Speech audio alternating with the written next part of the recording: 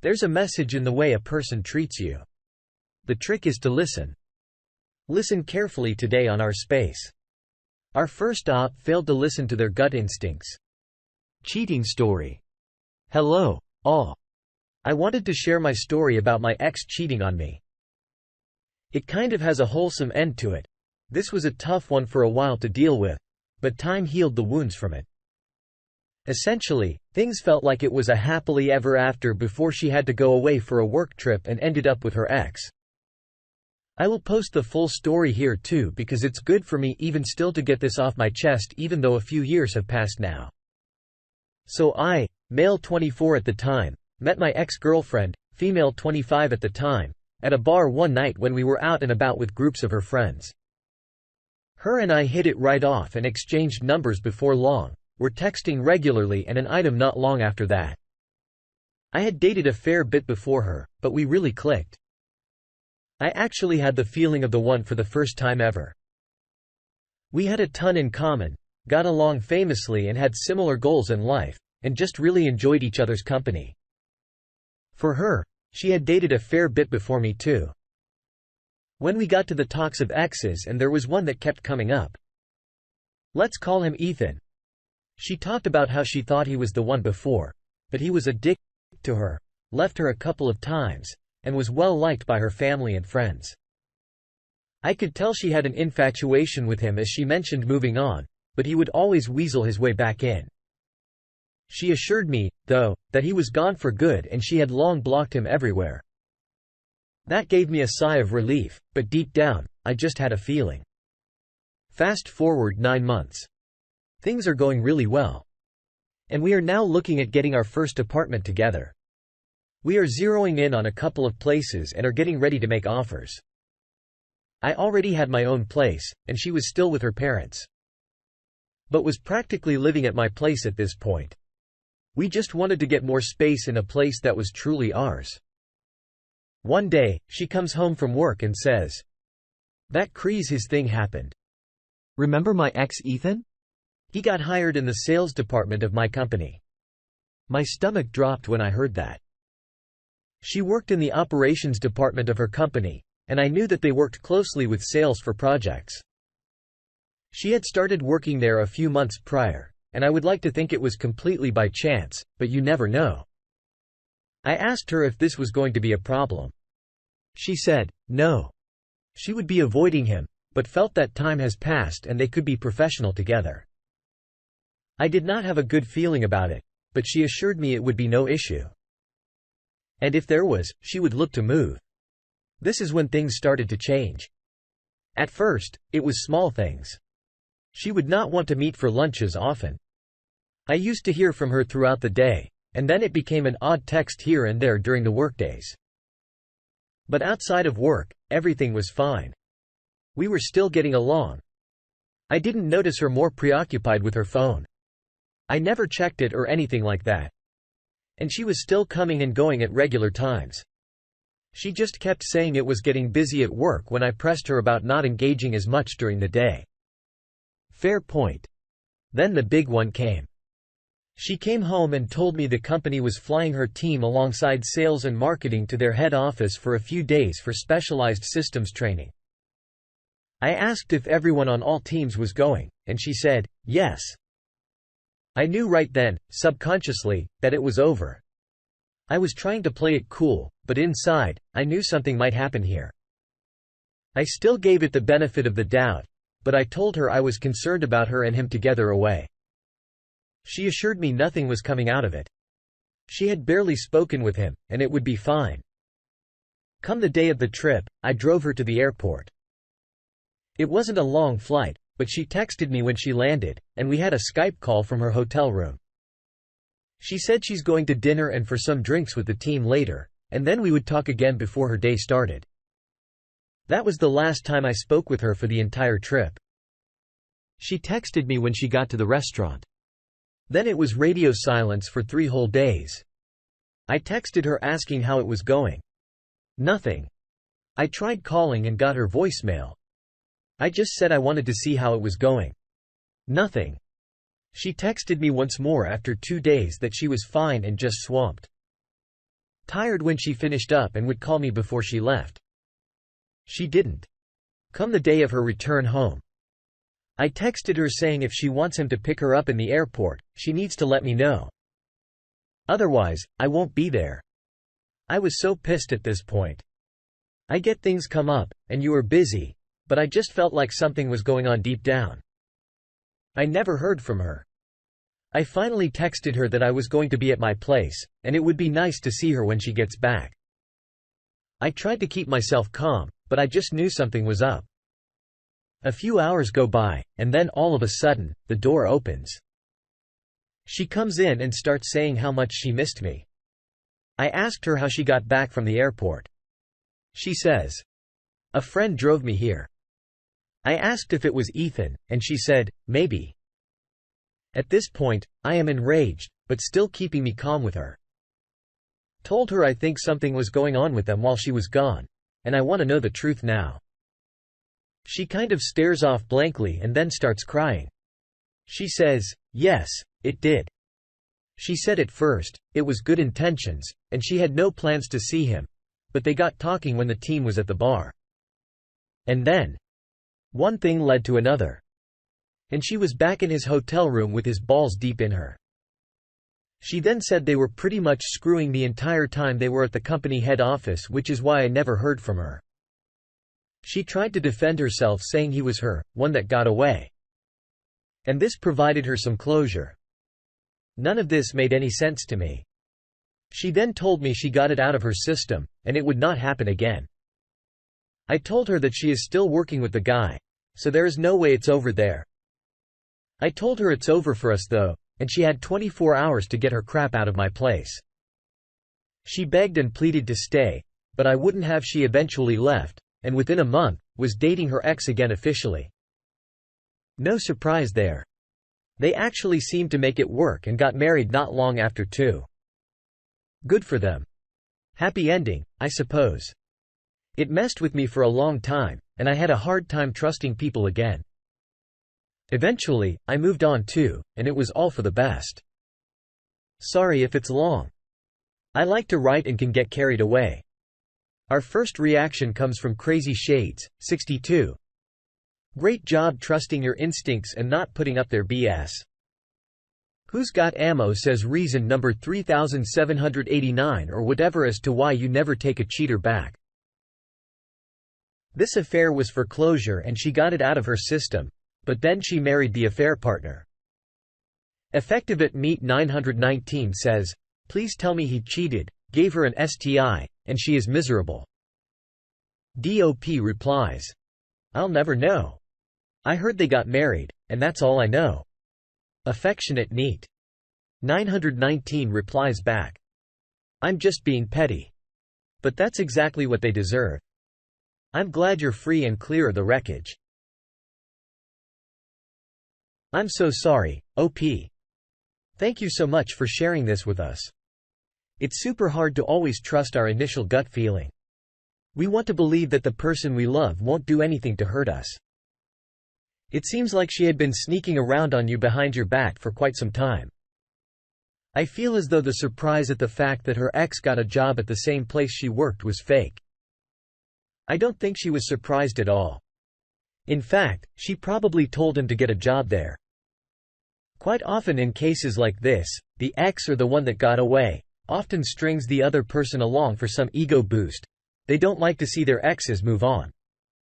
Because of this, I don't think they were ever out of contact.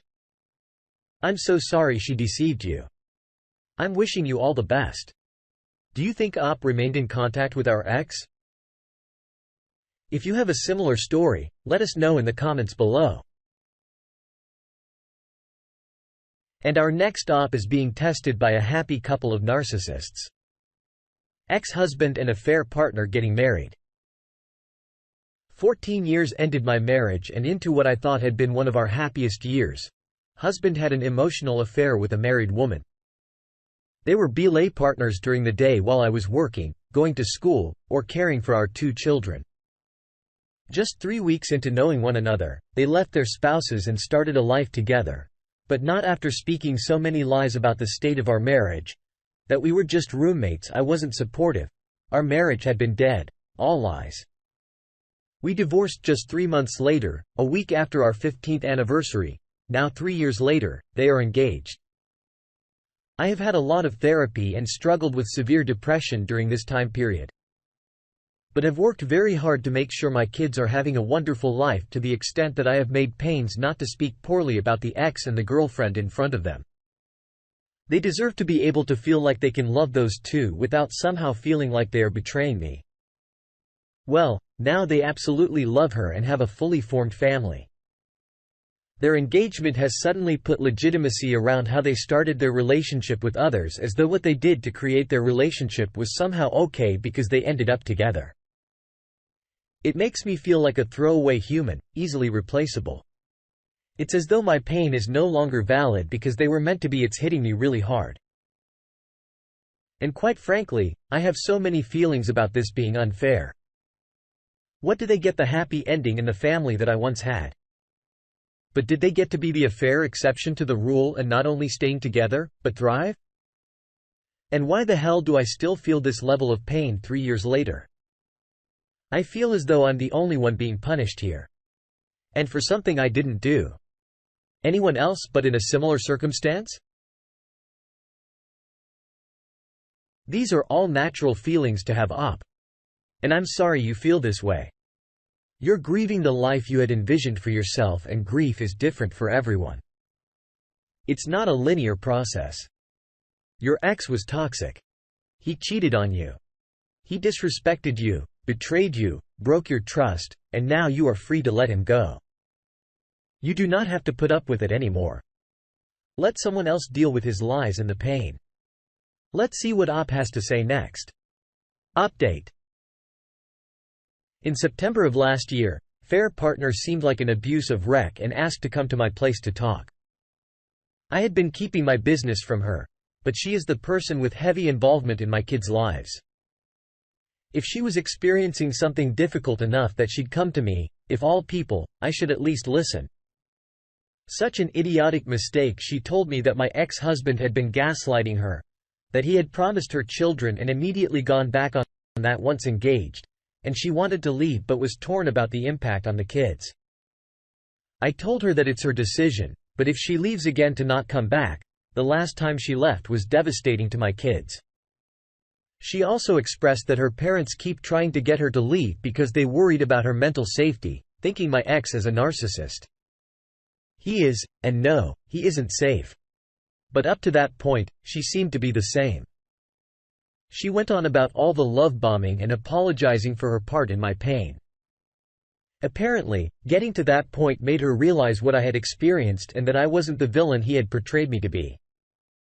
She ended up leaving my ex and moving to Florida. She messages me a lot at first for support. She talked about the crazy things he was saying and doing to try to get her back. All while he had already started a new relationship immediately. She was grateful to have someone who understood what it was like to have been in a complex, emotionally abusive relationship style like his. We weren't friends. I'll say that. It was more like a support group style of chat. Once she settled in and started dating, she checked in about once a month. I last heard from her in mid-April. She and her boyfriend had broken up. My ex had also broken up with a new woman who he had already introduced the kids to, and he had been sending her messages again. She was upset, but she said she blocked him. Then late May, I received a message from her that earlier in the month, after transformative time apart, she and my ex had secretly gotten married. The kids were being told about at the same time I was, and she was driving to Colorado to move in the next day. On the kid pickup day, I asked if we could talk. Obviously, what's done is done. But I wanted to tell them that I worry about them doing this cycle of leaving again to the kids and to talk about our parenting schedule. When she left, I agreed to a temporary schedule where I had the kids more often while my ex figured out some things. The ex then called me controlling for making him go back to our legal schedule and said, deep breath, that the reasons they didn't work out the first time was because I made it hard for them. And if I don't want the kids to experience something like her leaving again, then I shouldn't make it hard for them this time. She then chimed in that I simply don't want him to be happy and never have. That all she said when she left was just words out of place of sadness and needing support, but she didn't mean them. She was basically using my own trauma and experience in my divorce and twisting it to make me sympathetic to her and use me for support, which makes no sense to me. Why try to keep contact with me like this if you weren't experiencing these things? I lost my crap. Yelled and screamed like a crazy person. I've never done that before. I was furious that they would blame all of their difficulties in a relationship. They came out of both of them cheating on their spouses on me, not making it easier for them, and also putting their future success on my shoulders. My ex has always put everything that makes his life difficult to run him as being my fault, always, and that was part of his abuse. It still hits me in a hard way and he knows it. I absolutely hate that I gave them the fuel they need to paint a picture that I'm crazy, and they are somehow the heroes of their story. The worst part is that the kids heard me yelling. That hurts so badly. I never want them to feel the pain that comes from inter-parent yelling like I was doing. My accent, the affair partner made me apologize to the kids for my behavior, which was demeaning. I always talked to my kids about things and would have discussed what I did and said how I felt, gave them room to talk about how they felt and may have been hurt. On my own, without them standing over me, but they need the story frame a certain way. Then affair partner sends me an email saying she appreciated my support and understands why I may feel the way I do, but that she's in it for the long haul and will be the best stepmom ever. I ignored it. Anyways, that's the update. I feel angry and emotional and really sad that this circus is my life until the kids are adults. Our first reaction comes from Blade 982. Stop engaging with them. Stop talking to them. Only communicate via co-parenting app. Stop letting your hurt and your pain fuel their fire. They're not good people. They never have been, and they never will be. Supporting affair partner was a mistake. She's a liar and a cheat. I'm so sorry you had to learn this the hard way. Going forward, don't respond to anything that is not directly about the children. DOP replies, I only communicate with my ex through talking parents, and it was that way with fair partner too until this happened.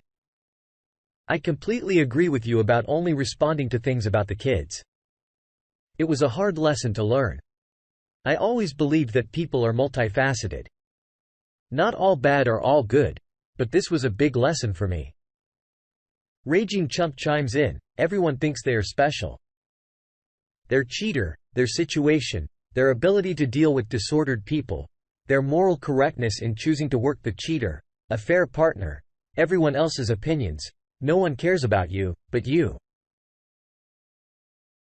If you are extremely lucky, maybe some family members or one or two friends. The only people we should put in front of ourselves consistently is our kids, and those few people from time to time. I just don't understand the hubris of people who come to this sub and other support sites and read the posts for all types of people who get treated like garbage at every available opportunity by cheaters and affair partners, but still think, oh, not me. I'm different. No. No, you aren't. My husband's affair partner was fully integrated into my 3-year-old's life the minute I told him to get the F out. 5 years later, she is still there. Now living there. The idea that I would speak to much less support that female in any way is hysterical. Can you try to engage with people who are 100% in denial of reality? Why would you? I'm not trying to beat up on you. More for others reading this. You aren't special when it comes to what cheaters and affair partners will do. Think you are. Prepare for more pain and drama. Remote Way 4813 adds their opinion. Same story with my friend. They got engaged weeks after the divorce. Affair had been going on for a year. Her family was on board. 100% gave them some legitimacy. Married within 8 months. She was then 6 months pregnant. Nearly destroyed my friend and his family, all sorts of stupid stories about them. He just kept soldiering on. The affair partner cleaned out her bank accounts and disappeared a week before his baby girl was born. After that, her life went totally downhill. Her family took in the baby, and she ended her life 2 years after the divorce on what would have been my friend's 11th wedding anniversary. She tried to get in contact with him that night, didn't know what was said. She had been a wonderful person until her affair. I bumped into her a week before she died. Now I'm loyal to my friends 100%. But when we talked, I saw firsthand what cheating does to a person. All she wanted to do was talk about her life before her divorce, not about her child or her future. She had to try to get back into his life, but he wasn't having any of it, as was his right. Moved on eventually and is happily married with 2 boys now. He puts flowers on her grave on her birthday. He says it's the least he can do, but he has never forgiven her. You're suffering from being gaslit. They are saying and doing something that's making you doubt your emotions, wisdom, memories, or sanity. They're putting all the blame on you and telling you that you're overreacting, oversensitive, or making things up. They're doing this to make you doubt your perceptions and feelings and stay in charge of the situation. In other words, they're putting you down to make themselves feel better, as what people do when they feel wronged, pressured, unhappy, or angry. They look for others' mistakes, shortcomings, and weaknesses, and use them to their advantage. Obviously, they have their issues. They both left their previous partners, and they left each other. You're clearly miserable and have to make others around them miserable. Don't buy into this. Take back your power and remember who you are. Have you ever been gaslit? What happened? And what did you do to stop it and gain your confidence back? Let us know in the comments below. Thank you for joining us today on our space. Like and subscribe and hit that notification bell so you don't miss out on our next video. Also, please let us know what you thought of today's content in the comments below. Until next time.